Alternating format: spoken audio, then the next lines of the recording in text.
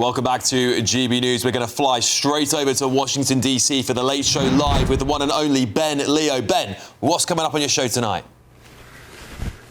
Hello. A big migration scandal. No, not the small boats, not the 50-odd thousand who have crossed the channel since Labour took power in July last year. It's actually legal migration we should be focusing our attention on also, because it's been revealed tonight, Alex, that some 40,000 people just last year alone came to the UK on student and work visas and almost instantly then turned around to the government and said, whoopsie, actually I'm claiming asylum. 10,000 of those people are Pakistanis, and I'm asking, why are we even giving asylum to Pakistani men when Pakistan isn't at war with anyone? We give them £40 million a year in foreign aid, and also they've got their own space program. They're planning on going to the moon with China in 2028. Meanwhile, in the UK, the only thing mooning is our energy bills, crime, and the cost of living. This is The Late Show Live. Let's do this.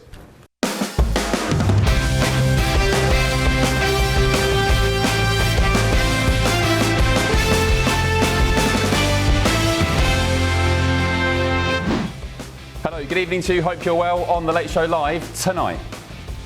My own constituents, since I have been Home Secretary, have been telling me directly of abuses in the visa system that they can see with the evidence of their own eyes long before any officials in Whitehall. I'm about to expose a massive surge in asylum claims in Britain as Pakistanis exploit gaps in holiday, work and student visas to enter the country in unprecedented numbers. You don't want to miss it. Also tonight. On this vote, the yeas are 427, the nays are 1. 2/3 being in the affirmative, the rules are suspended, the bill is passed. Well, following Congress approving the release of the Epstein files, tonight the royal family is plunged into fresh chaos as the PM urges Andrew Mountbatten Windsor, formerly Prince Andrew, to testify in America and tell everything he knows to lawmakers here. Plus, the one I haven't done yet is Russia and Ukraine. It should have never started. President Trump now admits his peace plan for Ukraine is not final, and that follows fury from European leaders, including one Prime Minister who gave him a phone call today, Sir Keir Starmer. What we're all trying to achieve here is a just and lasting peace. But in usual President Trump fashion, he's hit out at Ukraine's Zelensky, warning that if he rejects the deal by Thursday, he can, quote, continue to fight his little heart out. We're trying to get it ended. One way or the other, we have to get it ended. So, then he can continue. Then he can continue to fight his little heart out. President Trump literally looking like the Don there, a mafia boss with his scarf and winter coat. We'll also be cracking open tomorrow's front pages hours before the ink's dry and breaking the news before it comes news. And of course, we're live in Washington, D.C., just yards from the White House, bringing you the stories America's talking about and that matter to Britain too, including this one. I have fought harder than almost any other elected Republican to elect Donald Trump and Republicans to power. She is Republican firebrand Marjorie Taylor Greene, the woman who once told Emily Maitlis to F off. She's resigned from Congress following a very public falling out with the president. That's what we did by fighting so hard against the most powerful people in the world, even the President of the United States. But could she now be about to make a bid for the presidential run in 2028? And I wonder what Emily Maitlis would think of that. I'll tell you the whispers I'm hearing on the ground here in DC. Also ahead tonight. We've tried interdiction for 30 years. It doesn't work. They lose 2% of their profit margin. Yeah. They build it into the business plan. He says, now we're going to blow you up. This Monday could be absolutely explosive because America is poised to brand Venezuela's president, Nicolas Maduro, and his closest allies as members of a foreign terrorist organisation. What will that mean logistically on the ground? And should Britain do the same? Also tonight. Wow. Okay. Yeah. Kill pigs. Yeah. Explicitly violent. Yes, and that language is throughout their entire movement. They want police dead. All across America and now increasingly in Britain, far-left violence is exploding. In an exclusive GB News investigation, we confront the militants driving this growing wave of extremism. Steve Edgington joins me shortly. But also this evening,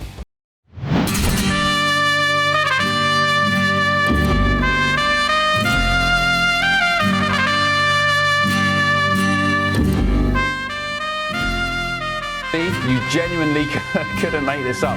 The United States has been accused of accidentally invading Mexico. Yes, that's after confusing it, apparently, with Texas. I'll tell you how it happened shortly. I'm Ben Leo. This is The Late Show Live, and your night's just getting started.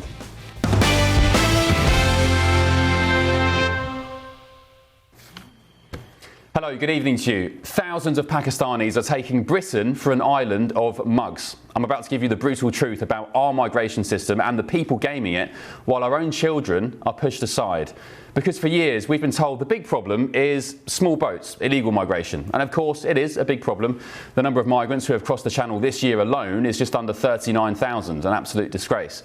But I argue tonight the real scandal's happening through the front door of Britain. New government data shows Pakistanis have been exploiting student, work and visitor visas on an industrial scale, using perfectly legal routes to slip into Britain, then suddenly claiming, once they're safely on UK soil, to be asylum seekers. Nearly 10,000 Pakistani nationals did exactly that last year. And in total, over 40,000 migrants entered the UK on legitimate visas, then claimed asylum after they arrived. Pakistan now makes 1 in every 10 asylum claims in Britain, the highest of any other country. But the question I'm asking tonight is, why are Pakistanis claiming asylum in Britain anyway? Who is Pakistan at war with? President Trump sorted the conflict with India. We send them £40 million of taxpayer money in foreign aid last year. Your money, my money. And they even have their own damn space program. They're planning to fly to the moon with China in 2028. The only thing mooning in the UK is our energy bills, the cost of living and crime. And I have no problem tonight saying that anyone, Pakistani or otherwise, who has gamed their way into the UK through this dodgy visa scam should be instantly deported or at least denied re-entry the next time they return from holiday in Pakistan. No benefits, no universal credit. Enough is enough. And it goes without saying that everyone involved in the Pakistani grooming gang scandal, well, of course, they can go home too. Thousands of people are strolling through airport arrivals in Britain with a visa in hand and an asylum claim ready to go. But here's where this becomes absolutely unforgivable. Up to 600 asylum seekers could be about to take over Crowborough Army Training Camp in East Sussex. That's my neck of the woods back home in Blighty. And breaking tonight, instructors have said that cadets training at the camp, young people, may have to be suspended or moved out because they can't guarantee the safety of children when migrants arrive. That's Britain's future soldiers, our own teenagers, forced out of their training centre because safeguarding them from leering migrants is now considered impossible. It's a disgrace. Joining me now is former Conservative MP Louise Mensch. Louise, thank you for your company, live from New York. What do you make of this situation with the legal migrants? We talk so much about small boats, illegal migration, but actually our borders are broken through the front door as well, aren't they? Oh, they are. I mean, just look at the numbers that you've just broken on your show tonight, Ben.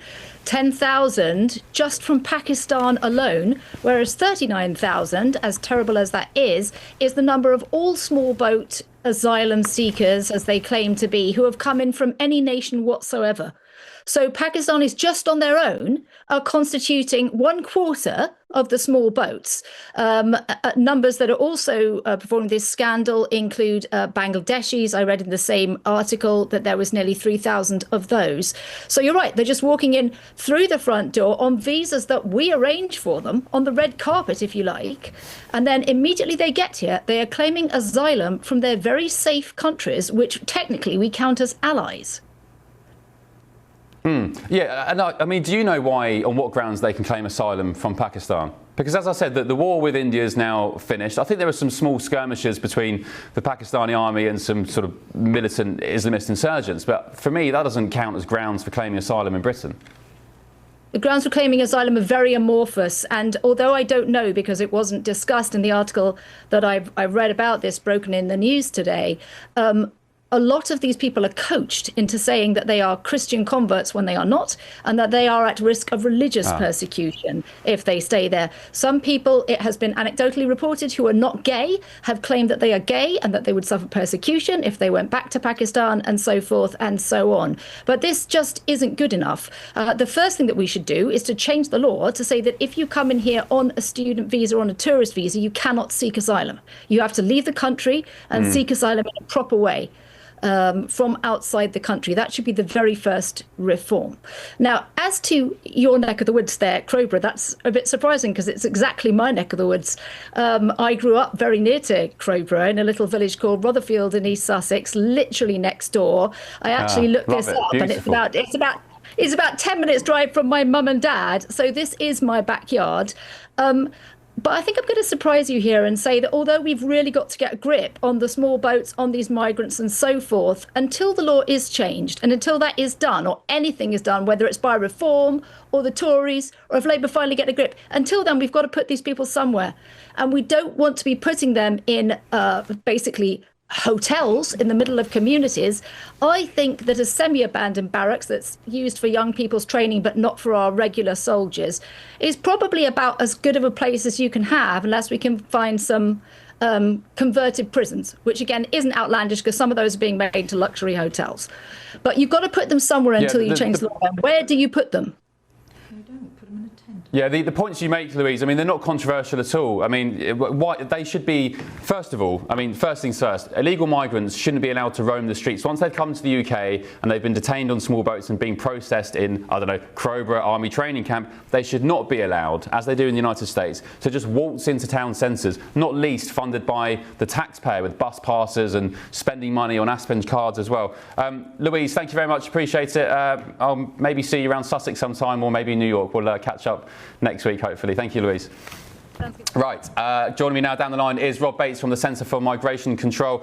Rob, one thing that really irks me about this is the fact that we give Pakistan 40 million odd quid a year in foreign aid. I think we're part funding the new construction of an airport there, and they're not at war anymore. And also, as I said, they've got this space program. They're going to the damn moon with China in 2028. So I don't understand why we're giving these people asylum in the first place. No, quite. And I think this is actually indicative of what the real illegal migration problem is. Yes, the boats are incredibly annoying, but we need to realise actually every year we are seeing tens of thousands of people just overstaying visas that they have been given. These individuals have clearly gone on to claim asylum, but many others just simply disappear. And unfortunately, because our state apparatus is so creaking at the seams and incompetent, we just simply don't check out individuals that have arrived in the country. When it comes to Pakistan and the sheer number of visas that we are giving to them, well, the Home Secretary said this week that she would be putting visa sanctions on some countries.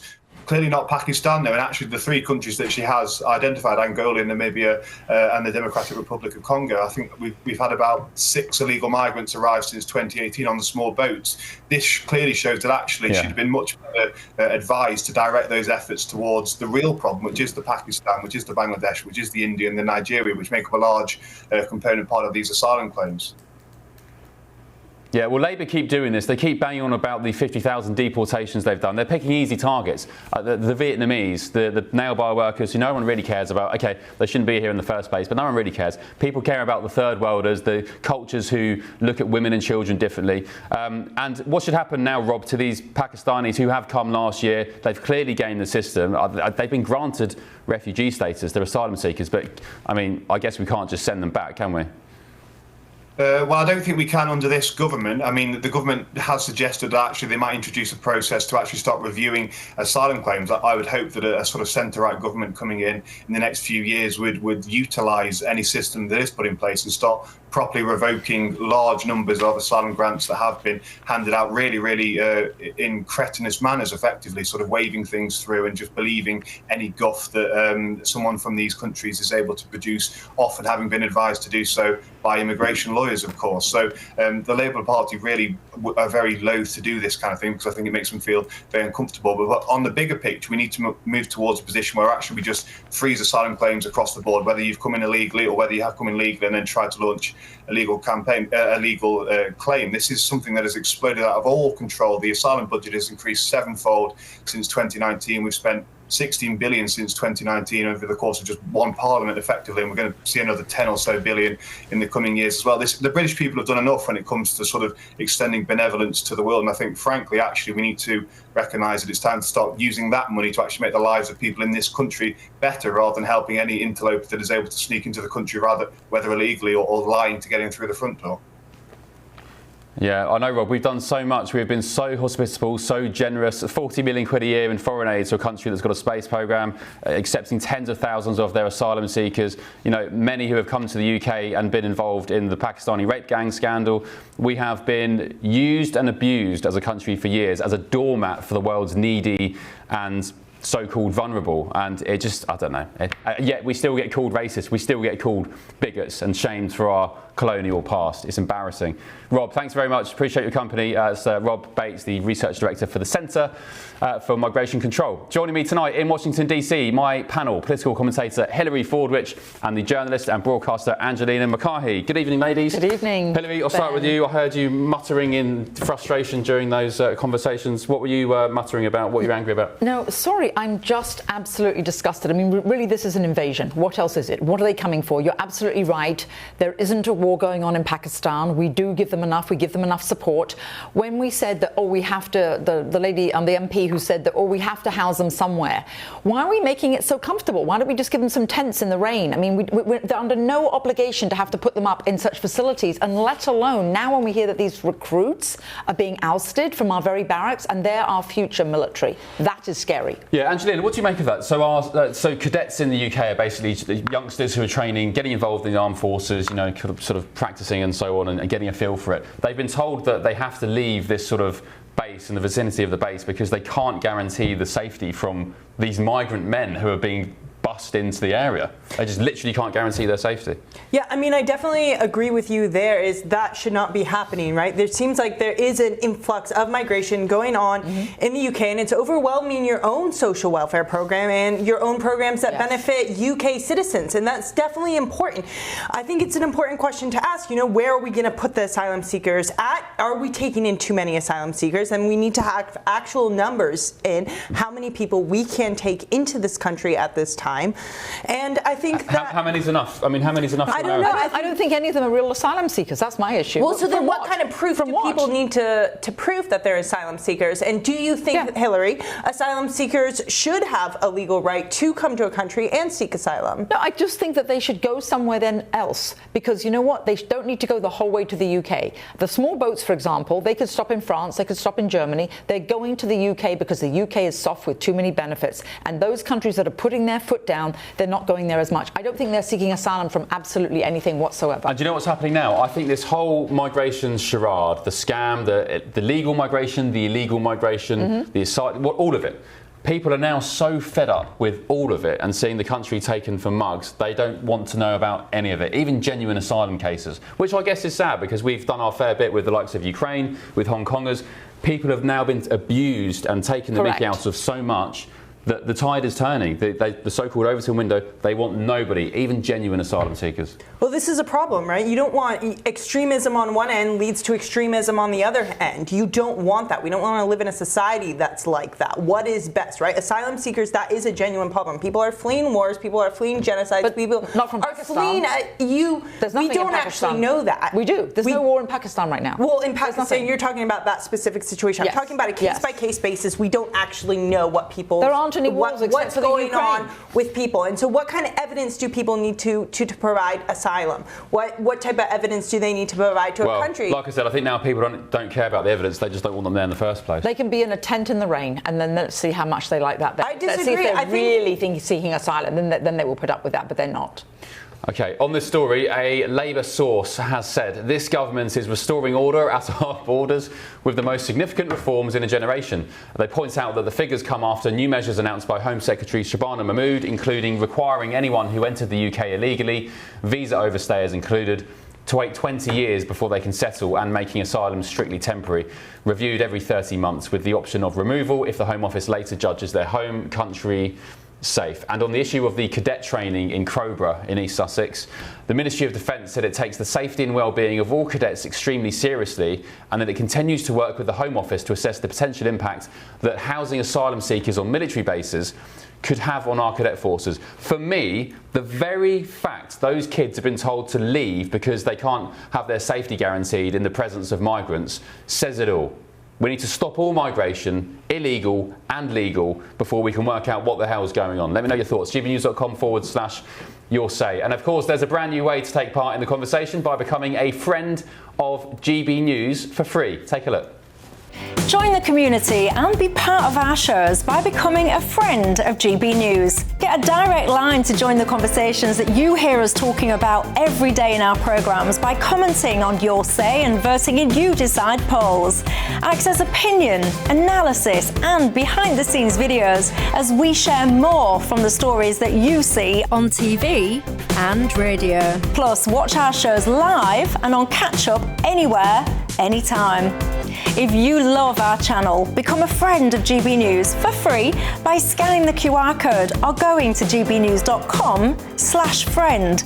Don't just watch our programmes, come and be a part of them. All right, still ahead tonight on The Late Show Live. We've tried interdiction for 30 years. It doesn't work. They lose 2% of their profit margin. They build it into the business plan. He says, now we're going to blow you up. America is poised to brand Venezuela's President Nicolas Maduro and his closest allies as members of a foreign terrorist organisation. What does that mean exactly? And should Britain do the same? But first, a story you don't want to miss. Wow. Okay. Yeah. Kill pigs. Yeah. Explicitly violent. Yes, and that language is throughout their entire movement. They want police dead. This is fascinating. A new GB News documentary exposes the rise of the far left in America and what it means for Britain too, Antifa. I'll sit down with the journalist behind it all, Steve Edgington, GB News superstar. He's with me live next.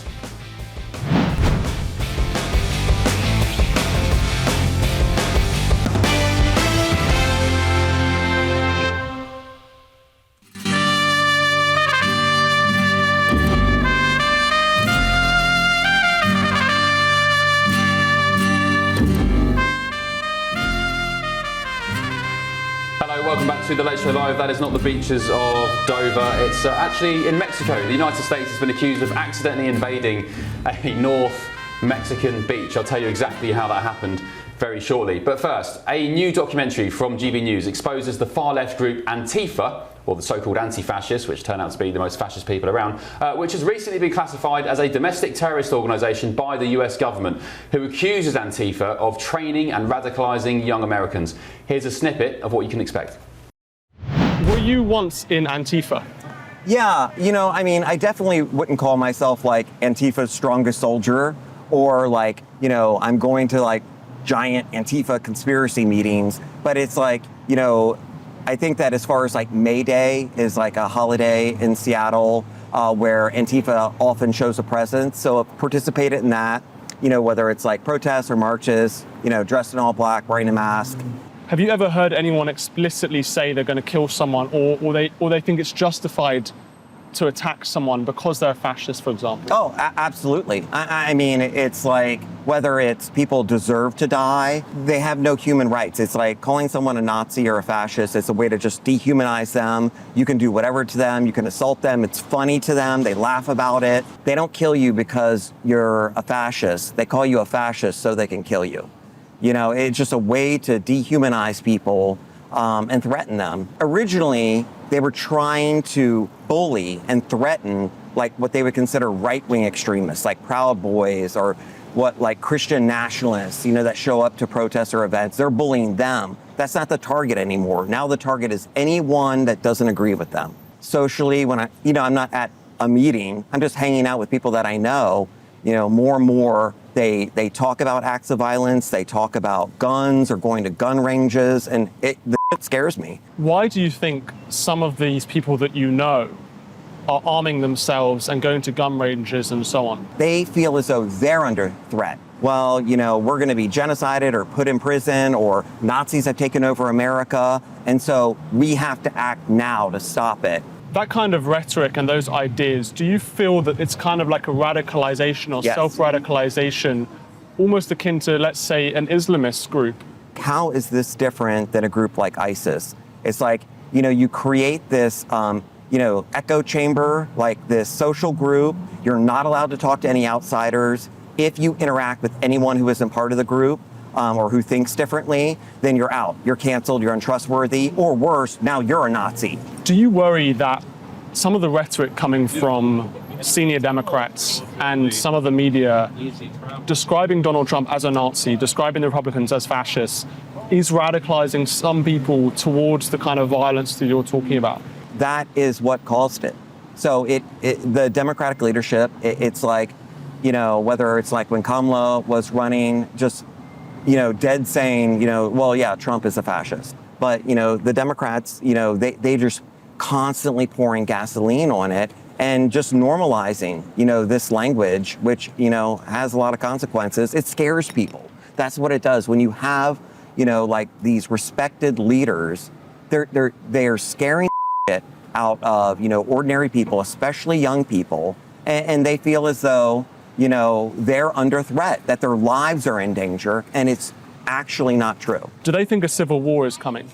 For sure. They probably feel like we're in it right now, and they have to be stopped no matter what the cost is, and I mean, the cost is, the country in chaos, where like political assassinations and murder is just okay. Well, that looks absolutely fascinating. Well, join me now is the man behind that piece, Steve Edgington, the GB News US video editor. Steve, welcome along. First of all, I've had so many people in this studio say Antifa doesn't exist. There's no leader, there's no organisation, it's just a myth. And secondly, what did you learn from filming this? Did it enlighten you? Did you learn anything which you didn't know before? Antifa definitely exists. I mean, it's both an idea and an organisation. It's not just one or the other. So yes, people believe they are anti-fascist. It's a kind of ideology that many, many people around the US believe in. But also there are organised Antifa groups in different cities and across the country who are organising violence and organising mass protests and rioting, and potentially, in some cases, murder and assassinations. And we've actually seen an Antifa cell already being targeted by the Trump DOJ down in Texas after there was a shooting against ICE officers there. So what did I learn in the film? I learned that the far left is an extreme danger against ordinary Americans. And the kind of rhetoric and language these people use, we filmed most of the documentary in Portland, the kinds of, I think we're going to get onto this later, but the kind of language that they spray all across the city is just extraordinary. We can actually have a look now at some of the slogans that they were painting on the city. We've seen lots of signs calling ICE fascists around here, not signs, but graffiti and things like that. Yeah. And there's also a couple signs we've seen that said like kill ICE, kill fascists. What do you make of that? I mean, to each their own. Some people like to be very vocal about their displeasure for fascism, and well, it's on the rise. We are in the midst of a fascist takeover. So I guess resist how you want to resist is what I would say. Even through killing? I don't know. I don't think we're at that stage yet, but I hope we don't get there. I hope we're able to do things democratically and peacefully. But there may be a stage. There may be a stage where we need to get more aggressive with resisting fascism. So, long story short, Steve, this seems to suggest that because they call people Nazis and Hitler and they believe that is the case, that kind of justifies in their minds that, yeah, okay, I'm going to take out the next Hitler and do humanity a favour, and it kind of justifies their extreme violence, right? It dehumanises their opponents. By calling them Nazis, by calling them fascists, they believe it's justifiable to, let's say, punch a Nazi. It starts with punch a Nazi, and that kind of meme was very, very popular in the last 10 years across America. And then it's kill a Nazi, and we saw all these signs: kill Trump, kill Nazis, kill ICE officers, kidnap ICE officers. It's incredibly violent, the rhetoric, and that leads potentially to violent actions that we've seen. And let's not forget, let's remind our viewers, the far left, this isn't just something that we're talking about and it's all just rhetoric. No, no. There has been actual acts. Charlie Kirk was murdered, obviously, just a couple of months ago. Assassination attempts on Donald Trump's life, which also led to the murder and the deaths of Trump supporters in the crowd. People often forget that when he was targeted at Butler. There was the murder of Brian Thompson, the healthcare CEO. And after all of these acts, and then there's the mass rioting, of course, BLM and other riots that we've seen over the years, where billions of dollars in property damage is done to ordinary small businesses and so on. After all of these acts, these left-wing protesters and Antifa is celebrating the murder, is celebrating the violence against their political opponents. So yeah, this is a real danger against ordinary Americans. Yeah, they're sick. And do you know what? After Charlie Kirk was murdered by that loser, what did the so-called right do? They had a memorial. They praised Jesus. They played worship music. Erica Kirk took to the stage and said, "I forgive Charlie's killer." It was a beautiful occasion. I had the great privilege of being there. And what do the left do after BLM, after George Floyd dies? By the way, George Floyd, Charlie Kirk, absolutely no comparison. They went and burnt down cities. They caused carnage. They burnt cars and looted shops. So there's the comparison. Final question, Steve. What about the UK Antifa? I know there is some sort of existence of Antifa in the UK because they were behind some of the migrant hotel counter-protests at the Barbican in London, I think. But is it anything on the scale as we see here on West Coast America? I don't think it's the same in the UK. And one of the reasons is there's loads of guns in America. So it's much easier for Antifa in America to actually go and kill people. People seem far more radicalized here against Donald Trump and the Republicans, genuinely believing these people are fascists, Nazis and Hitler. Whereas in the UK, we're not quite at that same level of political polarization where, say, The Guardian or other people are calling Nigel Farage literally Hitler, calling all reform supporters fascists and Nazis, although maybe that's coming. Well, David Lammy wasn't far off the other week. You know, he's saying Farage. Well, The Guardian did it as well. Lammy went on the airwaves and said Farage sang Hitler youth songs at school, and then The Guardian did that big piece the other day, 2 or 3 days ago, speaking to old so-called classmates saying the same thing. So it sounds like we're not that far off. You're right, and I think people should be concerned in Britain as well that kind of violence could come to the UK if people genuinely believe that Farage is Hitler and will be the next Prime Minister. Yeah. Steve, great work as ever. Looking forward to watching this. You can watch it at home, the full documentary on the GB News YouTube channel. To do so, scan the QR code on the screen now. Basically, get your phone out, put the camera on it and click the link. Or visit, of course, the easy way, youtube.com/@GBNewsOnline. That's youtube.com/@GBNewsOnline. Great work from Steve. Thank you very much. Right, coming up on The Late Show Live. We're trying to get it ended. One way or the other, we have to get it ended. So then he can continue. Then he can continue to fight his little heart out. World leaders are now clashing over how to secure peace in Ukraine, and one Sir Keir Starmer has quietly decided not to attend next week's talks in Washington, D.C. Lucky for me, eh? I'll bring you the latest, but also tonight. In the end, it's a matter for him personally.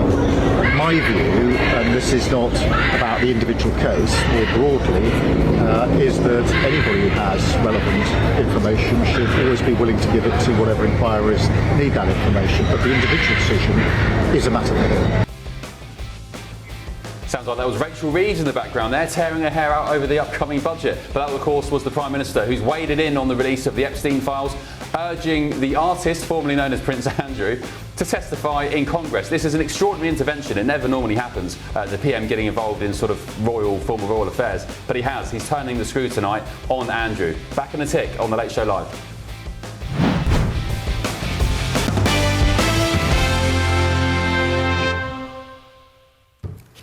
Welcome back to The Late Show Live. I'm Ben Leo. Thank you for your comments on Your Say. One here from Thomas. Good evening, Thomas. You've said, with regards to the National Guard and ICE being the immigration authorities here, you said, I still can't work out why Americans think martial law is a good thing.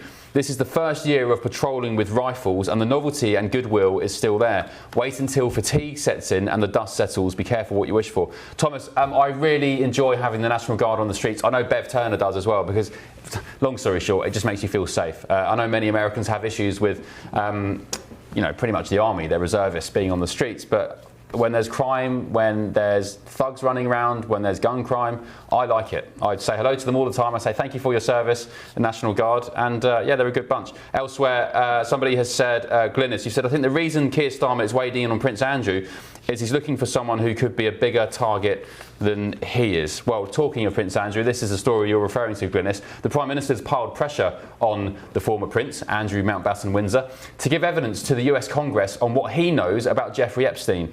Andrew has thus far ignored a request by the US to testify about what he knew about the disgraced paedophile. The Prime Minister, though, has told reporters at the G20 today in South Africa that, quote, anybody with relevant information in relation to these kinds of cases should give evidence. It's an extraordinary intervention, Hilary and Angelina. Welcome along to my panel again. Because the Prime Minister rarely gets involved in royal matters, but he's turned the screw today on Andrew, saying, well, yeah, he should come to the US, he should give evidence in Congress. Well, he absolutely should, and I think what this is going to do is this is going to be diplomatically very difficult for him to back out of. Why? Because eventually everything is going to come out. I think it's better for him to get ahead of it. If he did the decent thing now, it's never too late to do the decent thing. He could do it now, and if he could help, maybe he could mitigate the ghastly damage he's caused the royal family. Do you think there's damage control opportunities there for Prince Andrew? I mean, why? I really don't know why he would. Why would you bother? You've lost your titles, you're disgraced in the public eye, you've been kicked out your home. Why would you bother with the humiliation of coming to Congress? Yeah, I just don't see it. I agree with you there. I don't see that there's really much damage control that can be done at this point.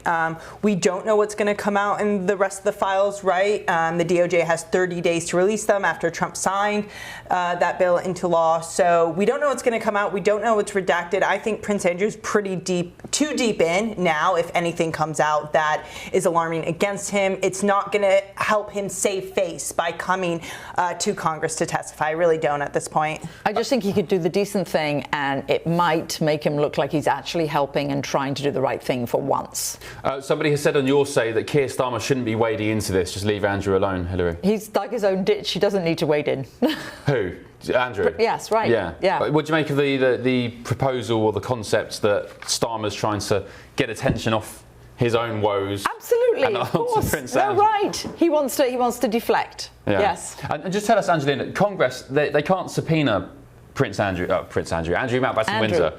Andrew, as he's commonly known as a mere peasant these days. Right. They can't force him to come to the US, can they? It's just a polite request. Yeah, it's a polite request. They cannot force him to come to the US. Right. Yeah. Okay, interesting. gbnews.com/your say. Somebody has said, where are we? Oh, there's comments on Farage. You mentioned that, of course, the government, Keir Starmer, pulled around 75% of Nigel Farage's personal security in recent months, knowing, I'd argue, the threat that Nigel Farage. Any more here on Andrew? Yeah, that's about it. Right, still ahead on The Late Show Live. We'll be getting stuck into the first of tomorrow's newspapers. Stephen Allen is down the line. But also, check this out. I have fought harder than almost any other elected Republican to elect Donald Trump and Republicans to power. I'll remind you again, if you're not familiar with that lady, she's Republican and MAGA firebrand Marjorie Taylor Greene, but you may know her more affectionately as the lady who told Emily Maitlis to F off. She may be running for president in 2028. And if she did, what would it mean for Britain? Why don't you go talk about Jewish space lasers, and really, why don't you off? How about that? And I wonder what Emily Maitlis and the news agents and Lewis Goodall, what they think of a Marjorie Taylor Greene run at the White House in 2028. I wonder if they block their visas. Emily Maitlis, no, you're not allowed in the United States. Anyway, we can dream. Back in just a tick on The Late Show Live.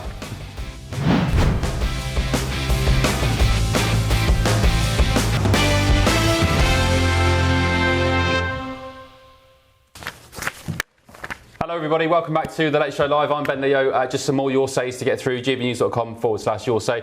Mark, good evening. You said if Keir Starmer really believes that Andrew will testify in Congress because he wants him to, then he's more deluded than I thought he is. And I don't think much of Starmer anyway. The bird table in my garden has more personality. Linda, good evening. Linda, you've said we're getting more news about our country's problems from Trump's America and Ben Leo on The Late Show Live than anywhere else. I've just heard the story about the Pakistani 10,000 of them coming in with visas and claiming asylum. Again, we're being used and abused. Who is going to stand up for us? Catherine. Hello, Catherine. Good evening. You've said, I knew I liked Marjorie Taylor Greene immediately after that Maitlis moment. It was a refreshing break from protocol. And Glenn, you've said, I think Ben is the best for looking at your say comments. Bev and Michelle are good too. Thank you. Glenn, the reason I do is because I say it every night at the end of each show. Thank you for your company and I appreciate it. But I genuinely do because it's past midnight in the United Kingdom. It's sometimes lonely here in DC with just the panel here. So I do appreciate your company. I read your comments and hopefully you appreciate the show that we delivered to you too, live from America. Right, let's dive into some of the main stories on the front pages of tomorrow's newspapers back in England with GB News contributor Steve N. Allen and also my panel here in DC, political commentator Hilary Fordwich and the journalist and broadcaster Angelina McCarthy. Right, what should we start with? Steve, good evening. What do you want to get stuck into, my friend? Well, I mean, I'm very much enjoying this Keir Starmer trying to have any sort of influence with what's happening with Andrew. It's amazing, isn't it? It is weird that normally you don't get prime ministers getting involved in these issues of royalty. But it's not an issue of royalty anymore, is it? That's the thing. Andrew isn't a prince and Keir is a sir. So in our bizarre hierarchy system over here, technically now Keir is above him, so I guess he can still get stuck into this. Yeah, it doesn't matter what Keir Starmer says. There is absolutely no way Andrew is going to do this. Because it's not like he has good form in coming out well from interviews. Do you know what I mean? The old adage of never explain, never complain. I never realised how good it was. But it turns out it's the thing that they should stick to. I mean, Andrew left that interview thinking I did really well. So he could go to the Congress and think, well, I really performed well there and absolutely ruin his reputation. And it's not like he has a salvageable reputation. It's not like he could say anything and suddenly go back to work. He's kind of spent. Yeah. Well, I guess he does deny all allegations against him. And there are some viewers, Steve, Hilary, maybe you can comment on this. There are some viewers of GB News who say, look, innocent until proven guilty. They have questions about the whole Epstein scandal, and they seem to think that, Andrew has nothing really to be sorry for, or why should he come to Congress? Well, I don't think that he's innocent. Remember he denies everything against him. I'm not saying he's innocent, but he hasn't been proven guilty in a court of law. Absolutely correct. But that's why I was saying it's never too late to do the decent thing.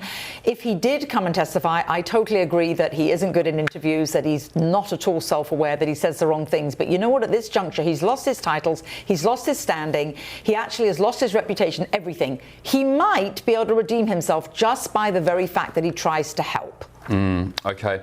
Angelina, what do Americans really think of the monarchy these days, the British royal family? Do you still kind of really adore us? Because when I'm walking the streets of America and people know I'm British, if I'm in a supermarket, I'll say, oh, where's your milk, please? And they'll say, oh, my God, are you British? And the next thing they talk about is the royal family. Do Americans love the royal family still?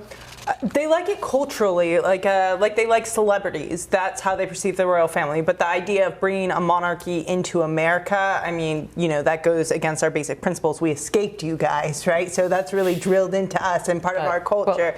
So to say, do they like the monarchy? Yes, they love the monarchy in a cultural sense. They're looking at fashion. They're not really looking at them for political influence. And I would say the best quote I ever had from an American was, we have all the pomp and circumstance, but we don't have to pay for it.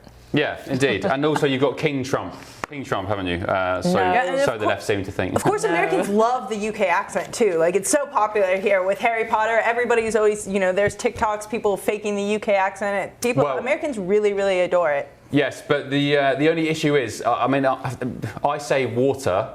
And I suppose most Brits say water, don't they? And bath, with a strong southern accent. You say water here in America, you go into a restaurant and say, I'll just have some water, please. They say, what? What are you talking about? 5 or 6 times I have to repeat it. So eventually I have to say some water. Have some water. So, I've actually translated for a UK friend before. I'm like, they want water. They want water. Remember, Angelina, we gave you the language, so behave yourself. Steve, can we look at the front page of The Observer? Zach Polanski's had some sort of glowing review, I don't know what it is. Greenland, it says, leave NATO, tax the rich, welcome migrants. Zach Polanski tells Rachel Sylvester his hopes for Britain. Is Zach Polanski Britain's Zohan Mamdani? Do you know what? Possibly not, because it seems like best friends with Trump.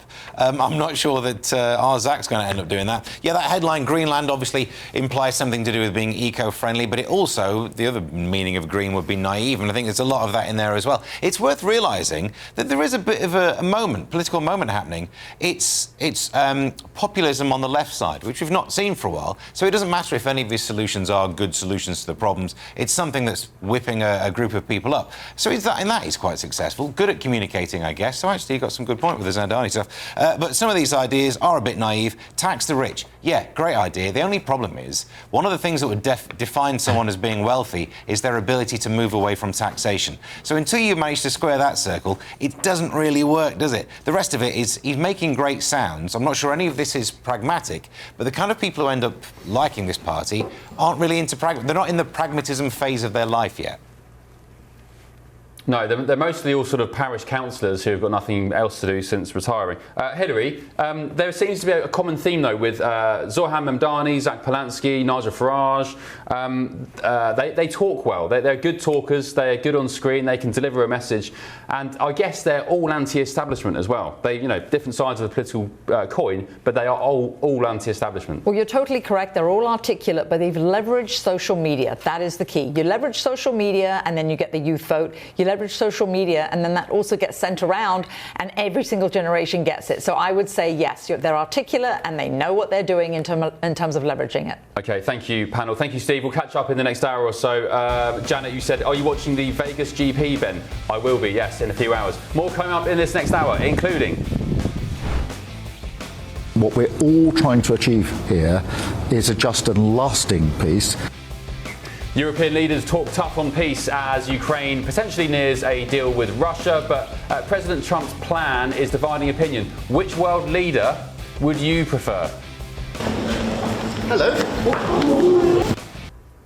Hello, good evening. On The Late Show Live tonight, the Republican firebrand who once told Emily Maitlis to F off, well, could she soon be running for president? And here's one that'll make you spit your kebab out. Should we give Sir Keir Starmer credit for Ukraine?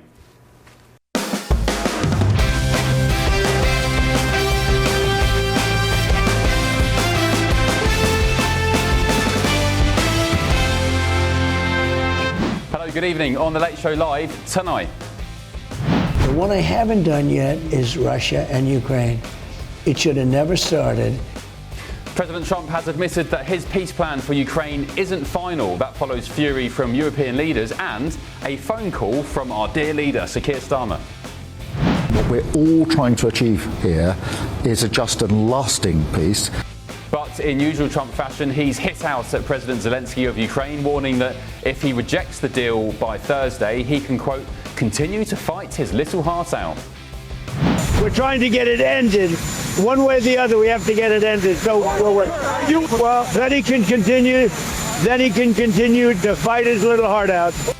And by the way, can we spare a moment there for President Trump's winter attire? He looks like a mafia boss, and I'm here for it. We'll also be cracking open tomorrow's front pages hours before the ink's dry and breaking the news before it even comes news. And of course, we're live in Washington, D.C., just yards from the White House, bringing you the stories America's talking about and that matter to Britain too, including this one.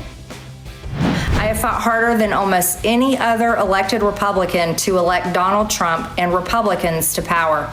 Marjorie Taylor Greene, the lady I just told you about, who told Emily Maitlis to F off some years ago, well, she's resigned from Congress following a very public falling out with President Trump. That's what we did by fighting so hard against the most powerful people in the world, even the President of the United States. Also ahead on The Late Show Live tonight. We've tried interdiction for 30 years. It doesn't work. They lose 2% of their profit margin. They build it into the business plan. He says, now we're going to blow you up.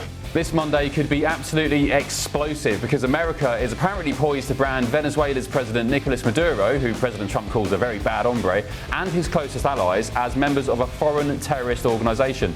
Should we, in Britain, do the same? Plus...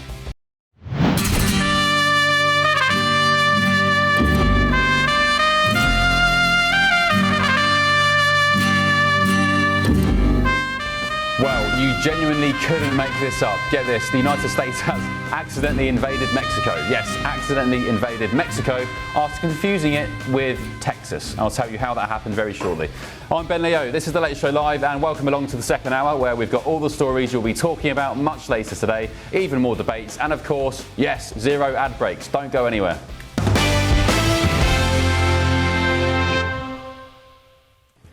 Right, you'll enjoy this. One of the most explosive figures in American politics has just walked out of Congress. Marjorie Taylor Greene, the one-time queen of MAGA, the megaphone of Trumpism, the blonde bazooka the media love to hate, well, she sadly resigned. She's quitting in January. But if you think this is the end of MTG, you haven't quite been paying attention, because this is a woman who doesn't retreat. She just reloads. Can you tell me why so many people that support Donald Trump love conspiracy theories, including yourself? He seems to attract lots of conspiracy theorists. Well, let me tell you, you're a conspiracy theorist, and the left and the media spreads more conspiracy theories. We like the truth. We like supporting our Constitution, our freedoms, and America first. So, what about Jewish space lasers? Tell us about Jewish space lasers. No, why don't you go talk about Jewish space lasers, and really, why don't you off? How about that? Thanks. Thank you very much. Well, I'd still actually quite like to know about Jewish space lasers, but anyway, more serious matters. Her relationship with President Trump didn't just sour, it went absolutely supernova. The man she once defended at every podium all across America is now calling her a lunatic and a traitor. So, Marjorie Taylor Greene is not anyway. I mean, she is a very different thinking than I have. Something happened to her over the last period of a month or two where she changed, I think, politically. I think that her constituents aren't going to be happy. Already, I have people calling me. They want to challenge her to a race in her district in Georgia. And, that's too bad. She's lost a wonderful conservative reputation. But when she says, don't go overseas, if I didn't go overseas, we might be in a war right now with China. Yeah, so I don't know what happened to Marjorie. She's a nice woman, but I don't know what happened. She's lost her way, I think. But I have to view the presidency as a worldwide situation, not local. Well, Marjorie Taylor Greene, in turn, says she's being punished for demanding the release of the Epstein files. That's what we did by fighting so hard against the most powerful people in the world, even the President of the United States. OK, well, let's be real for a second. When a political marriage like this blows up, and it has been toxic, it's never about just one issue. Her letter wasn't the resignation of a politician. I argue, love her or loathe her, MTG is a force of nature, and nature doesn't just disappear, does it, when it resigns? It re-emerges. So what now? Are we about to see her run a presidential bid in 2028 maybe and try to take the reins of the Republican Party? Well, let's ask Republican strategist Amy Tarkanian, who joins us live now down the line. Amy, there seems to be a split in the MAGA movement. I mean, does MAGA even exist anymore? And also, is Marjorie Taylor Greene, is she going to run for president in 2028? I don't believe she's going to run for president, but I do believe that she is a force of nature, as you mentioned, whether if you love her or loathe her. And I think that she will do everything in her power to actually help certain candidates that she believes are going to fall in line with following through with the truth, following through with, as she views, to be America first, and following through with things like releasing the Epstein files. And so, it's unfortunate that it took her this long to actually wake up and realize that Donald Trump's loyalty is only in one direction. And so as soon as you start to question, as soon as you start to step out of line, you are now viewed as the enemy. And this is the point at where she's at, unfortunately. And she's been relaying publicly that her family has been under distress, and there's been a lot of death threats. And so, that's unacceptable. And it's really disgusting and quite sad to see that this happens, starting from the top. But I do know firsthand, me being a Republican, that during the second term, when I stepped out of line and I actually supported a split ticket, I was actually chastised and removed from attending local events at one point because I was not MAGA enough. I asked too many questions. So I feel for her to some extent, but at the same time, she was pretty toxic from the get-go, and she was actually pretty guilty of lobbing arrows. What do you make, Amy, of the concept that anybody who's, in the Republican Party, in the government, in the cabinet, they all need to be on message? President Trump, of course, he loves loyalty. Marco Rubio, J.D. Vance, Kennedy, they're all on message. They're all loyal foot soldiers. Whereas compared to, say, the UK, the Labour Party, who have got a massive majority in Parliament, they struggle to even get a legislation through because there's so many backbenchers and just, strange little new MPs who don't go along with it. So do you agree that people should stay on message? You should have that firm loyalty, or would you rather see something like we have in the UK with the Labour Party, where you get dissenters, you get so-called rebels? Right. Well, and once again, I would say, at least recently, Republicans prior to President Trump, they actually probably resembled more of what you're describing that's going on in the UK, where we did struggle. We had a message, but yet we would still have dissenting opinions. We would have, maybe some questions. We would have other thoughts brought to the table, which would sometimes make things more difficult to get past. And so that's where Democrats usually did so well, is that they were kind of like little sheep following the herd, and it was very easy for them to be able to overcome whatever Republicans wanted to bring their way. But that's not the case any longer, and I don't even think that this is really necessarily a healthy way of governing, so to speak, because there truly is no room for stepping out of line, for even wanting to bring a new suggestion to the table. You are not even given a seat at the table. You're not allowed to even look at the table. You're not allowed to even serve the table. You're not allowed to even walk into the room if you have now put out a question that would step outside of Donald Trump's messaging. And I have seen Democrats over decades where even though they were excellent at staying on message, they would still occasionally, maybe throw out a question here and there and still be welcomed back into the fold. But this is a whole new level for me personally that I've witnessed. Just finally, on that note, is President Trump not getting things done, though? Because he's got that loyalty, he's got a cabinet who are on message, and he seems to be, as far as I can see from a Brit watching semi from afar in DC, he seems to be getting results. Illegal migration down, for example. He's settling most international conflicts. Gas is down and so on. Is he delivering results? Are you pleased with him? No, I would say he definitely is delivering results when it comes to illegal immigration. He's been extremely forceful in that area, so much so that hardly anybody, from what we've been told, is making that dreadful trek. And so that's actually a good thing. But as far as the economy and pricing, no, people are not feeling that. We are not seeing that, and I think that's rainbows and butterflies when you hear him talk about things going well economically. That's just not the case. Our stock market is still not doing well. The price of gas, it is still extremely high. Inflation at the grocery store is astronomical, and so no, we're not actually doing extremely well. We are in certain areas, but not across the board when you're talking about kitchen table issues.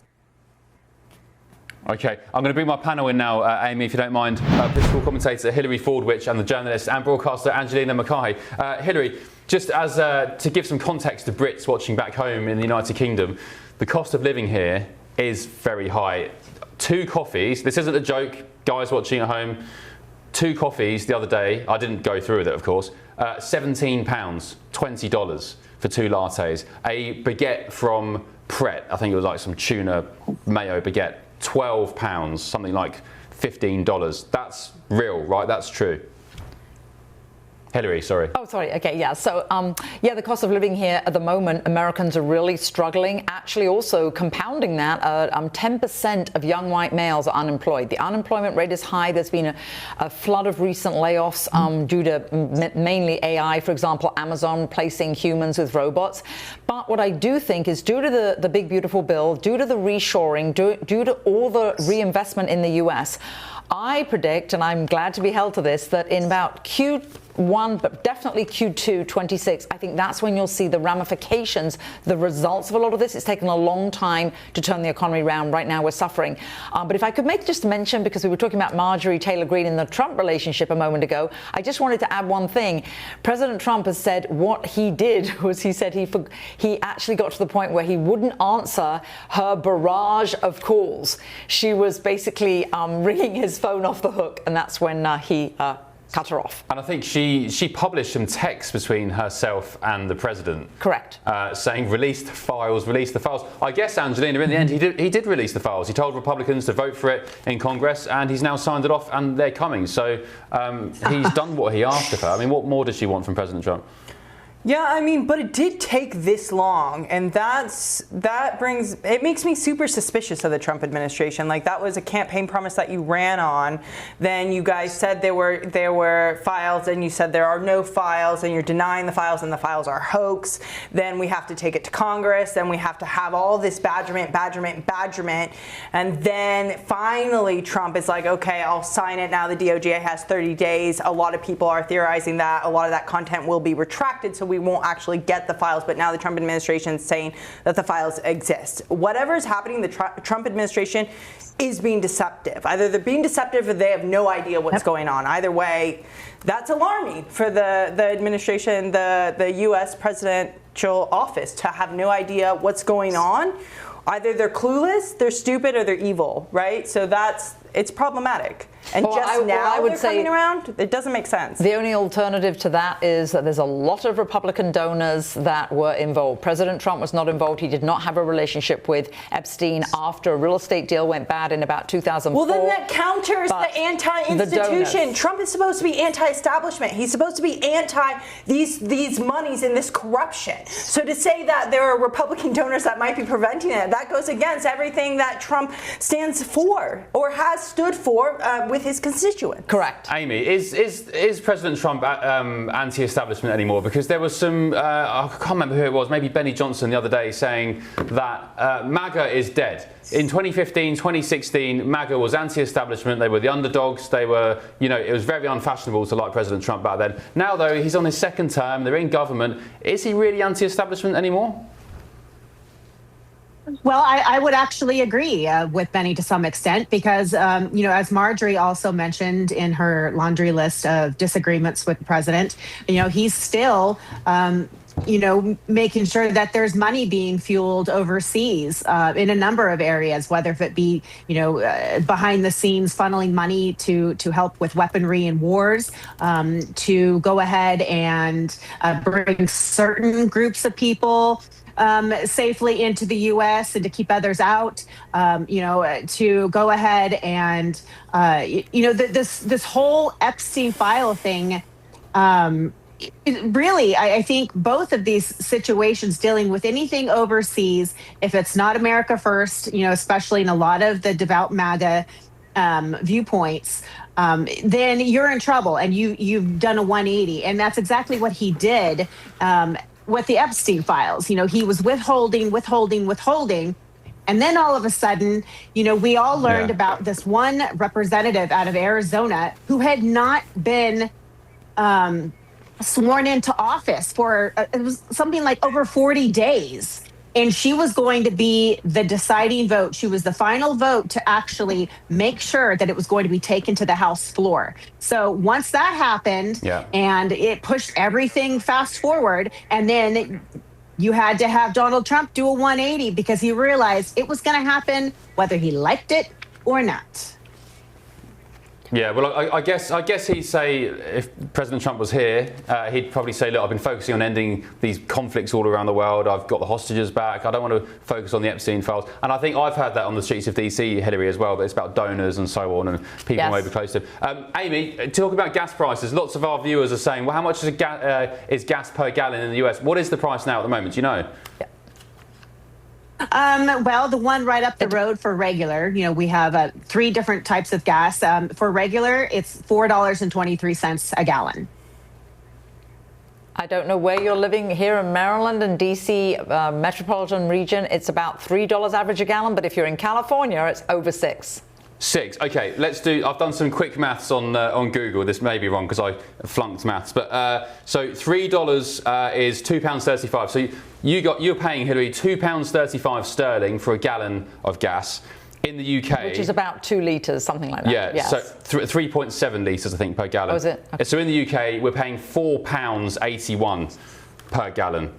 £4.81, which in dollars is $6 Like California? So it's double the price. Yes. So in the UK, petrol prices are double compared to here, compared to Washington DC. So my point is to you Americans out there watching, you as well, Amy, I'm only teasing, but you're complaining about gas prices, but feel for us in the UK paying absolutely extortionate amounts for heating, electricity, and indeed petrol as well. Actually, Amy, when I met President Trump on Friday last week, GB News interviewed him, and we went into the Oval Office, and he was having a chat with us. He said, "Oh, how are you liking DC? How are you settling in?" I said, "Mr. President, the best thing are your energy bills. You get a gas bill through, you get an electricity bill through, and it's pennies compared to the UK. Right. The UK is pretty much a second mortgage for gas and electric. So although you guys are moaning, you've got it pretty good when it comes to gas, electricity and petrol, let me tell you." Wow. Well, that I feel for you. That's got to be overwhelming. All right, Amy, I'll let you go. Thank you, Amy Tarkanian, Republican strategist. Hopefully we'll catch up soon. Thanks for your company tonight. gbnews.com/your say. Let me know what you think of that. There were some comments all talking about petrol prices. Caroline, good evening. You said, tell me about it. I've just spent over £50 on basic food shopping for things such as butter, bread, cheese, rolls, washing powder, milk, soap, toothpaste, no meat, no fish, or anything for a proper meal. Caroline, I know, I feel your pain. It's pretty much the same over here, extortionate prices. And Sally, you said Marjorie Taylor Greene didn't once ask for the Epstein files to be released during Biden's term. She's called for them 31 times in the last 7 months under President Trump. Yeah, good point. Did she ask Angelina Hillary under Biden? I don't think she did. Yeah, I'm not sure, but Biden, again, wasn't running on the promise to release the files, and that was something very passionate to Marjorie Taylor Greene. That was something that she shared with Donald Trump, that they shared together in order to motivate the base. And so then when she said, actually, I put my neck on the line for you in order to release these files, it hits a bit differently than compared to the Biden administration, where she assumes Biden is against her, right? Yeah. Whereas Trump is supposed to be on her side. He said he was on her side. He said he was against the obstruction of, he wanted this transparency. Yeah, so that's right. That's correct. Two more quick comments. Sorry, Catherine and your say said, Ben, that's crazy dollars for 2 lattes. Yes, I'm not joking. $20, £17. And Paul, you've said Amy should come to the UK if she wants to complain about petrol prices. Indeed. Hope I put that across. Continue those comments coming in. gbnews.com/your say. And of course, there's a brand new way to take part in the conversation by becoming a friend of GB News for free. Take a look. Join the community and be part of our shows by becoming a friend of GB News. Get a direct line to join the conversations that you hear us talking about every day in our programmes by commenting on Your Say and voting in You Decide polls. Access opinion, analysis and behind-the-scenes videos as we share more from the stories that you see on TV and radio. Plus, watch our shows live and on catch-up anywhere, anytime. If you love our channel, become a friend of GB News for free by scanning the QR code or going to gbnews.com/friend. Don't just watch our programmes, come and be a part of them. Okay, still ahead on The Late Show Live tonight. We've tried interdiction for 30 years. It doesn't work. They lose 2% of their profit margin. They build it into the business plan. He says, now we're going to blow you up. Well, they've been blowing their drug smuggling boats out the water, turning the personnel on board into red mist. But now America's poised to brand Venezuela's president a member of a foreign terrorist organisation. What would that mean? What does it look like? Does it mean boots on the ground in Venezuela? Does it mean, the CIA going around Venezuela taking out members of Maduro's government? And should Britain do the same? But also tonight, here's a story you definitely don't want to miss.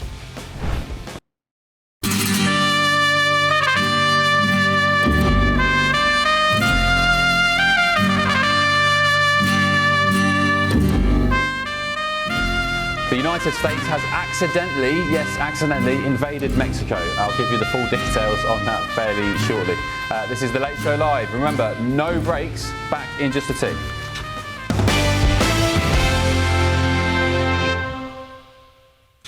Right, Europe has rejected President Trump's Ukraine peace plan as the Prime Minister, Sir Keir Starmer, has said he'll speak to Trump in the coming days but will not be flying to Washington with European leaders to discuss the peace plan next week. President Trump's administration laid out a 28-point peace plan negotiated between the US and Russia in private. Ukraine weren't involved, but European leaders have said that the plan still requires additional work.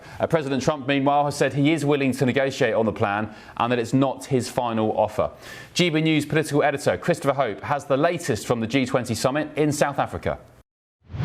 The clock is ticking towards the deadline imposed on Ukraine to agree Donald Trump's 28-point peace plan. He calls it a peace plan, but in Europe and Ukraine, it's almost certainly seen as a surrender plan. This deadline of Thanksgiving Day in the US is really focusing minds for Sir Keir Starmer, the UK Prime Minister, and other leaders. They've met here at the G20 in Johannesburg at the E3 level. That's France, Germany, and the UK. Their leaders met, and then after that with Norway, Ireland, Italy, Finland, Spain, Netherlands, and even Canada, all agreeing how to respond to this 28-point plan. They say it's a draft, not a final document, a basis for additional work.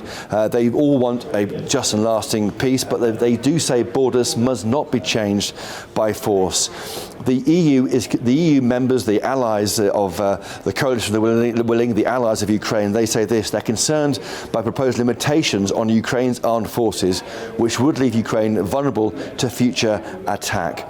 Crucially for me, they say also that the EU and NATO members must consent to this deal. That to me is an attempt to put a brake on this Thanksgiving Day deadline, to say to Donald Trump, you can't impose this on Ukraine without our agreement in NATO and the European Union. The focus though moves on Sunday to Geneva, when we'll be seeing members of the senior levels within the UK and other members of the coalition, the willing, national security advisors meeting with senior figures from Donald Trump's administration. That's when the talks will carry on, and all the time the clock ticks towards Thursday. The pressure is on for the Prime Minister.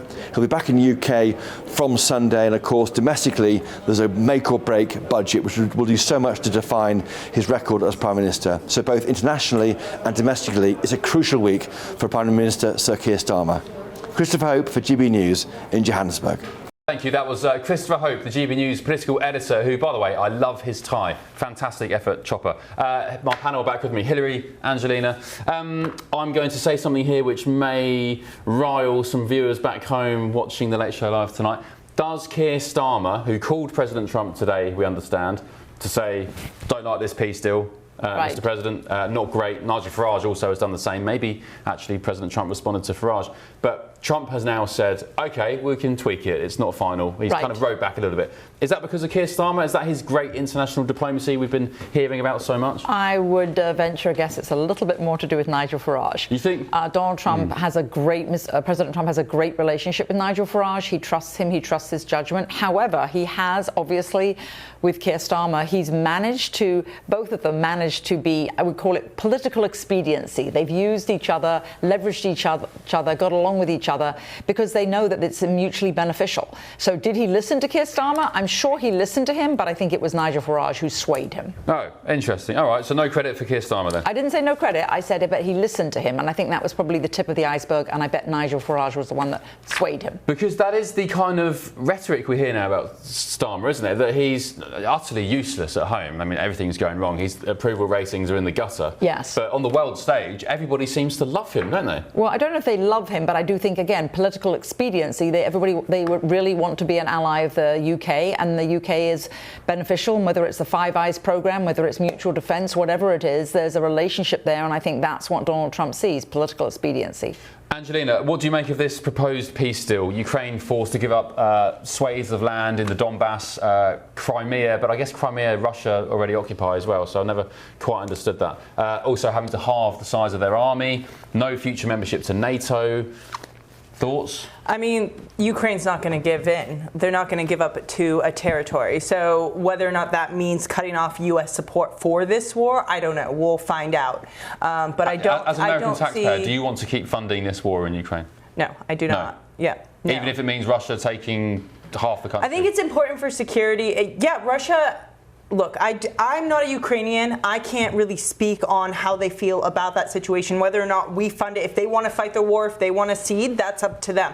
But whether or not we're funding that and we're providing money, again, we want to look about taking Americans, and I see taking care of Americans first before foreigners. And I see this a lot, and as you said, with even Keir Starmer, and I see this with the Trump administration too. They care so much more, it seems, about getting along with foreign leadership than they do about people at home. And Trump has fallen into this trap as well. Look, he's building a new ballroom to impress foreign leadership. He's giving out money to foreign governments, $20 billion to Argentina, right? So they're at this point where they really like to bring these, and Starmer in the same position, where they're more focused on impressing foreign leadership than they are about taking care of their own issues at home. Just on the Argentina point, I think Hillary, they bought pesos, didn't they? They bought bonds, $20 billion worth. Right. So they didn't technically give money; they invested in the currency. Yes, backing them up, basically. Yeah. Yes. Okay, so if Zelensky says no, he's faced with the prospect of facing down Russia and Putin without the help of America. Do you think Trump would stick to his word? That doesn't go. I think you're going to see a little bit of movement on each side, would be my prediction.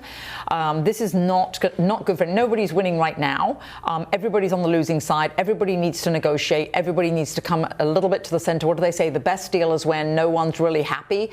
But I do think you should not reward ghastly behavior, and I think it's a very bad idea to give Russia as much as right now what's on the table. I think that's a bad message to the world, not just to Russia in this situation. All right, time for some of your says. Ralph, you've said anyone who thinks Putin would carry on taking land if they get a peace deal isn't on the same planet. Russia is only interested in the eastern Russian-speaking part of Ukraine and was tricked into a proxy war by Biden.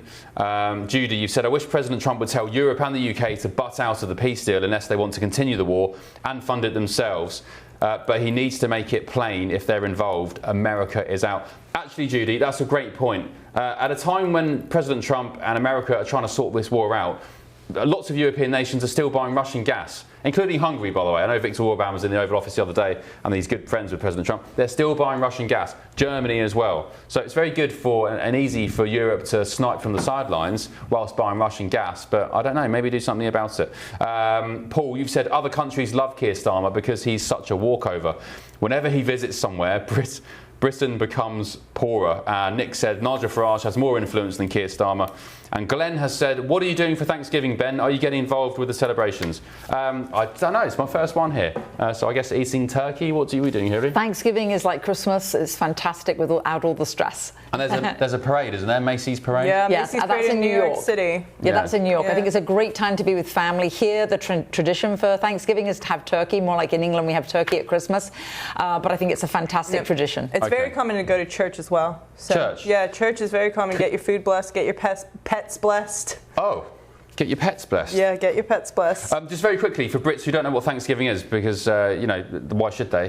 What is it? It's when the first pilgrims came and they first arrived, they gave thanks for the first crop, and it was the first time that they were here, and they gave thanks for their health, and they were very religious. So at that point, the whites were actually the immigrants here, and it was the Native Americans welcoming those immigrants, and it was a celebratory meal to welcome the two cultures combining together. How the tables turn, eh? To me, as a Brit, it just seems like an early Christmas. You're doing Christmas twice. That's what I'm saying. Because you're Christmas a bunch of greedy so-and-sos. Yeah, right. It's good fun anyway. Right, let's crack on. Still ahead on the Late Show Live tonight. We've tried interdiction for 30 years. It doesn't work. They lose 2% of their profit margin. They build it into the business plan. He says, now we're going to blow you up. Is about to slap Venezuela's president with a foreign terrorist label. Wow, what does that actually mean? And is Britain next? This is the Late Show Live.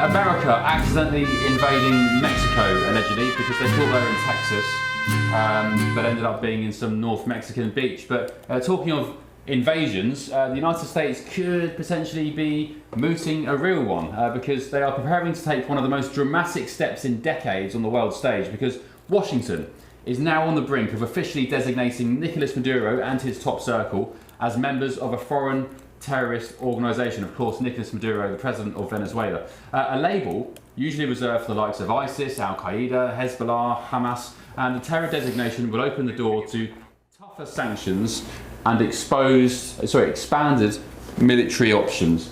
The Trump administration has spent years accusing Maduro of running Venezuela like a narco cartel, hitting out at alleged corruption, mass repression, ties to cocaine networks, and the suffocation of what was once the richest democracy in Latin America. Well, let's get the take of Dr. J. Michael Waller, the former CIA operative and senior analyst for strategy at the Center for Security Policy. Dr. Michael, thank you for your company, appreciate it. What does this mean then in layman's terms for Brits watching at home? What's going on in South America? And could it mean actually, Michael, CIA operatives, like such as yourself, former operatives, on the ground in Venezuela? Are you there already?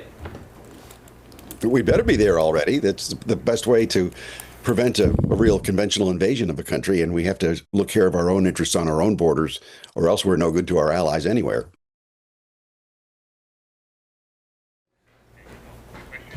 And with regards to these Venezuelan boats, the drug boats, Dr. Michael, are you, just from an intelligence point of view, there's lots of criticism about the fact that we're taking, the American public at least, they're taking the word of the administration of Pete Hegseth that you have solid intelligence that these are indeed drug boats. What's your take on that whole drug boat situation and turning people into red mist in the Caribbean Sea?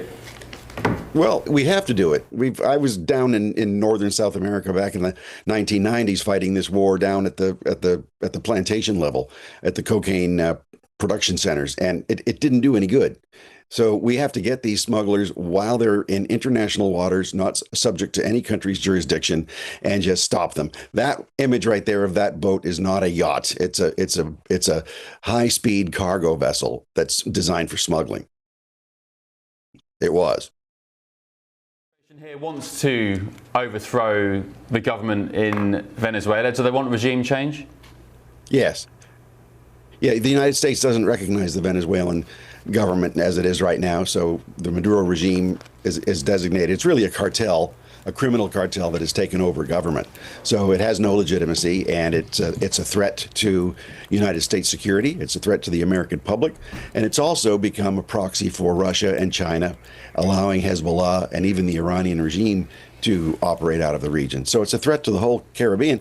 In fact, it's a threat to British interests in the Caribbean too, where you have members of the Commonwealth there that are being taken over by proxy already, and that's a UK transatlantic interest.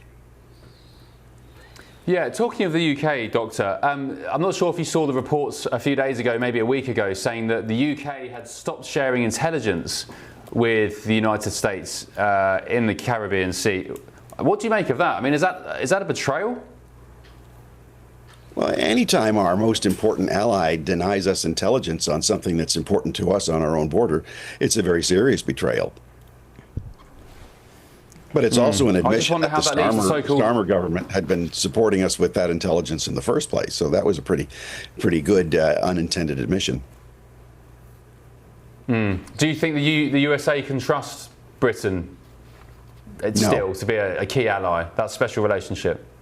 No, the special relationship is really damaged, and it's not just Starmer and his party, the Labour Party. It's also MI6, which is so politicized, we can't trust what it collects, how it analyzes, and what it tells us.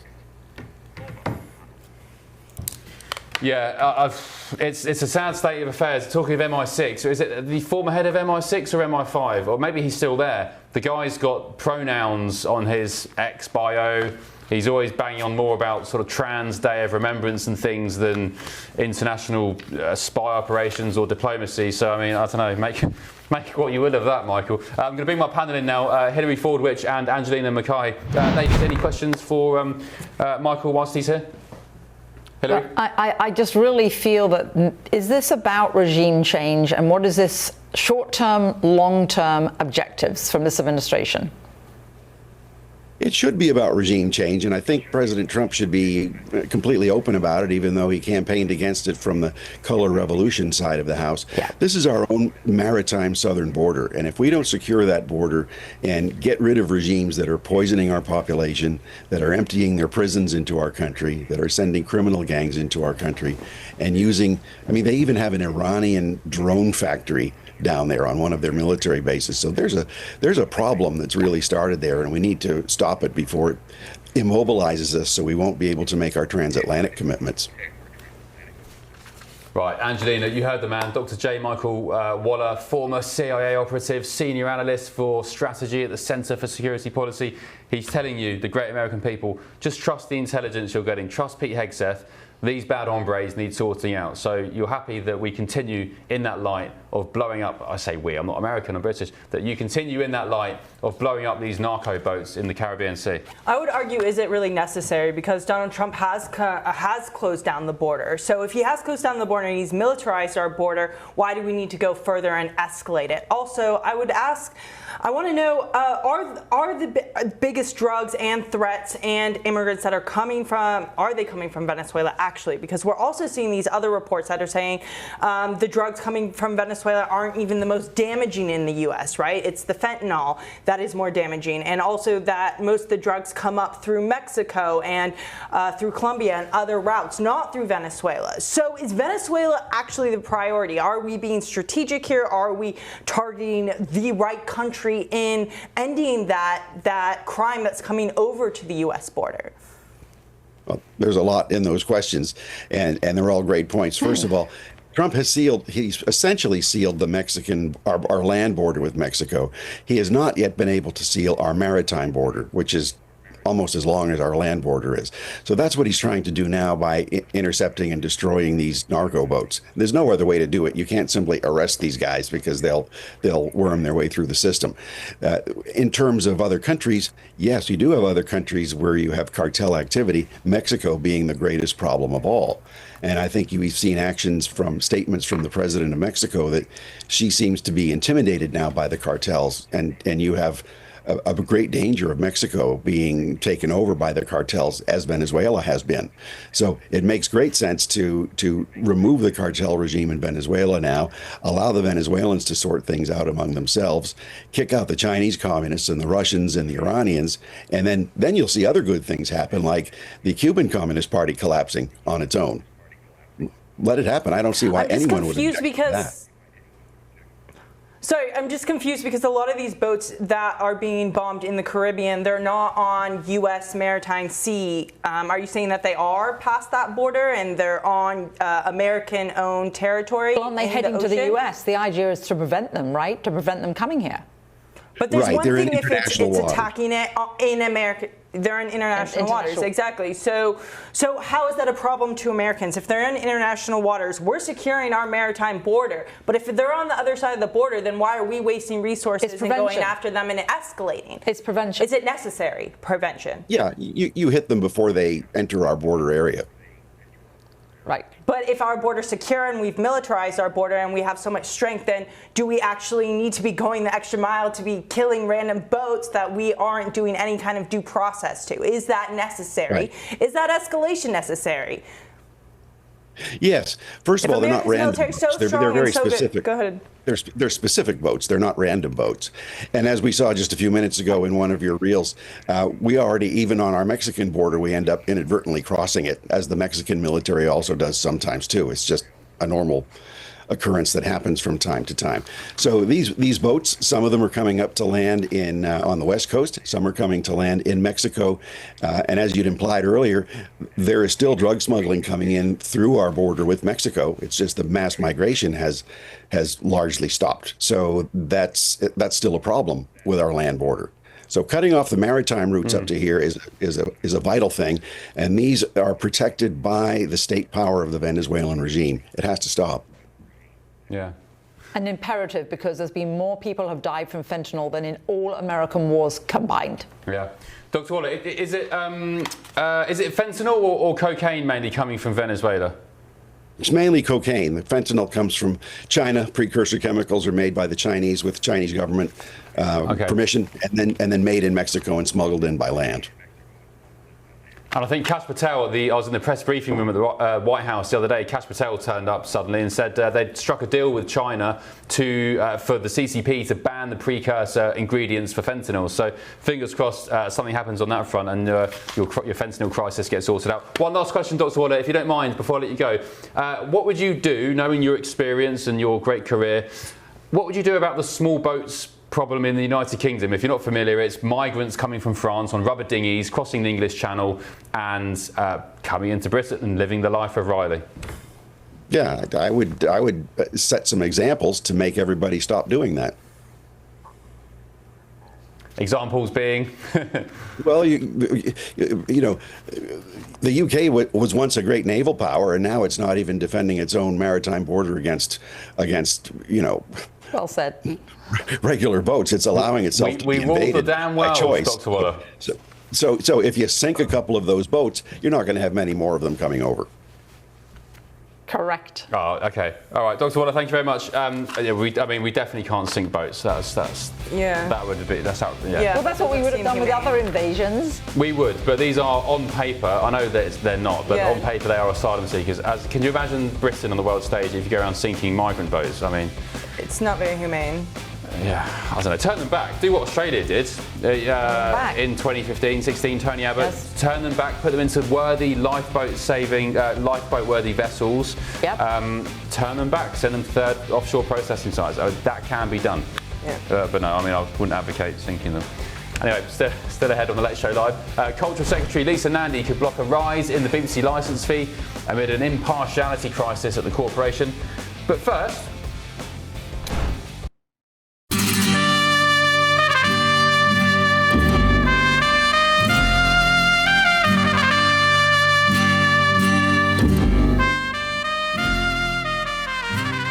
The States has accidentally invaded Mexico after confusing it with Texas. No, me neither. This is the Late Show Live on GB News.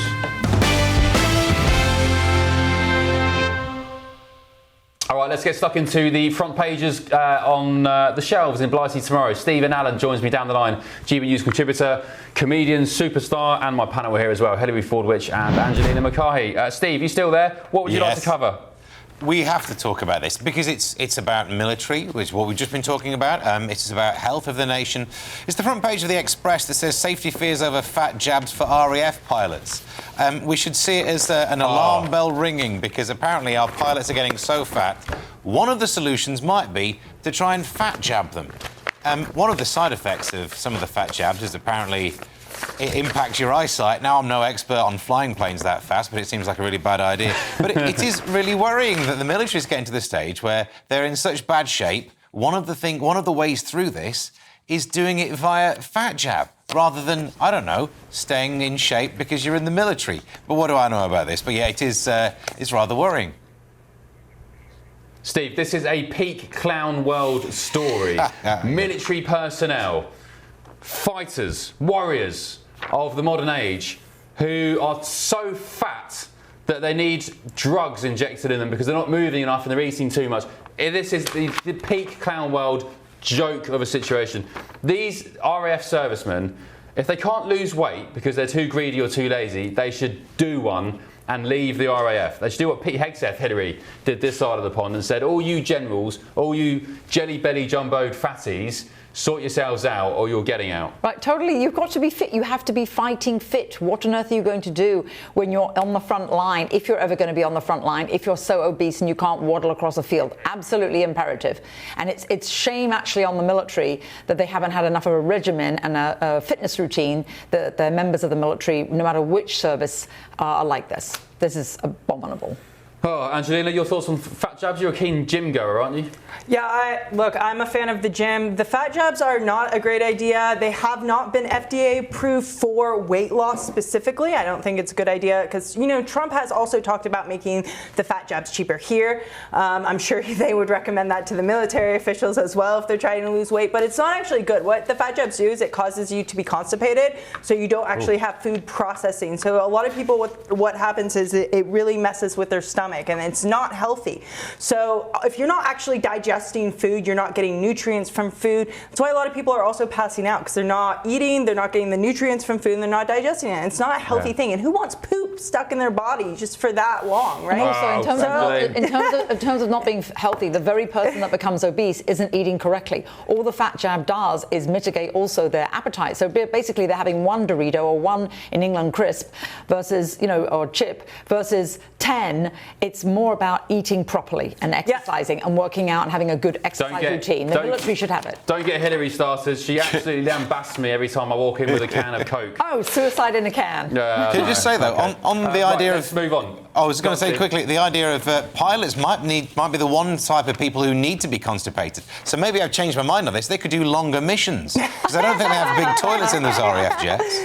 Yeah, I wonder what they have to do with regards to the toilet. Also, Formula One drivers as well. Right, let's move on. I've heard this Mexican theme tune so many times tonight. I may as well be in a Mexican restaurant. The US has accidentally invaded Mexico after confusing it with Texas. Easily done. Where a group of Pentagon contractors mistakenly declared Playa Baghdad. Is that what it's called?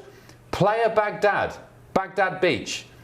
Under American control. That's got to be a joke, isn't it? The group installed signs on a beach in northeast Mexico declaring a restricted area controlled by the Department of Defense. They thought they were in Texas, but had accidentally travelled 12 miles south of the border. Angelina, is that what it's called? Playa Baghdad? I've actually never heard of this beach. Look, there's a lot of beaches in Texas. There's a lot of beaches in America. I'm not sure the name of this one, fortunately. It is called, Steve. It's Playa Baghdad. I'm not sure if it's Playa Baghdad. Kabul. Playa. Playa, sorry. No me gusta el español porque el profesor es antipático. Baghdad Beach. Nice. Yeah, this is just land grab, isn't it? This is, look, if you can't get Greenland, then what you need to do is get a small bit of beach somewhere. It's technically just making the US bigger. Congratulations. Yeah. By 12 miles, yes. Right, one more story. Kemi Badenoch, Steve, has accused Rachel Reeves of cowardice after the Chancellor refused to say if she'll raise taxes on workers. I'm a bit bored of Rachel Reeves, actually. She's expected to freeze income tax thresholds for 2 more years in Wednesday's big budget, but it's a move critics say will push hundreds of thousands into higher tax bands known as a stealth tax. What are you anticipating, Steve, ahead of Wednesday, the big budget day? Do you know, I'm punch drunk from all the trying guessing to see what's happening, because they keep throwing the stories like, oh, we might raise this, we might raise that. Now, anything could happen. I think now it looks like we've moved off of income tax going up, which is good because that was scary. But there is something upright and honest about saying, look, here's what we're going to tax you instead of finding other ways to get it. There is something just a bit snide about fiscal drag, isn't there? Where they sit there and go, oh, we're not changing tax, but just inflation and just pounds being worth less means that everyone slowly gets taxed more, and they can pretend they've not raised it. But it's been going on for years. It's not just a Labour Party thing, but it is one of those snidest way of getting it. But if they don't tax you directly through this, they'll find some other way. And my theory is we drivers are being absolutely milked like cash cows. At some point I will wake up and most of the country will be painted like a box junction, and if you even move it'll be 100 quid. It's the only way we're being financed these days is by fines. Yeah, I have to say, we are taxed on. I'm not going to start a rant because I'll be here till 5 in the morning. But we are taxed on everything. You're taxed when you buy some milk. You're taxed when you put petrol in the car. You're taxed when you earn money. You're taxed when you raise money or invest money. You're taxed when you die. You're taxed when you buy a house. It's a joke. Well, you've got to fund the illegal migrants somehow. Oh, I know. I mean, that's what makes it even more infuriating, Hillary. Right. Angelina, just explain for British viewers the budget. So we've got our big budget on Wednesday. The government of the day, the Chancellor of the Exchequer, she's called, she'll come to the podium in the Commons and detail what we're spending our money on. How does it work here? Very quickly in 20 seconds. The budget is voted on by, it's presented as a bill, it's voted on by Congress and the Senate, and then it needs to be taken to the presidency. As you saw in America, what just happened in the budget is there was a big fight going on in agreement of how the budget was going to happen. It actually closed down our government for a record-setting amount of days. It was 36 days, I believe. So the two parties have to agree. So it's the equivalent in the UK of, say, Labour saying, here's our budget, and the Tories saying, well, we don't quite agree, let's shut everything down. Chaos. Yes. Guys, thank you for your company tonight. Steve, really appreciate you. You, Hillary, as well. Thank you so much. Angelina, and most importantly, you lovely viewers at home, thank you for your company. Have a great Sunday tomorrow, whatever you're doing. Bev's with you tomorrow night. For now, sweet dreams and good night.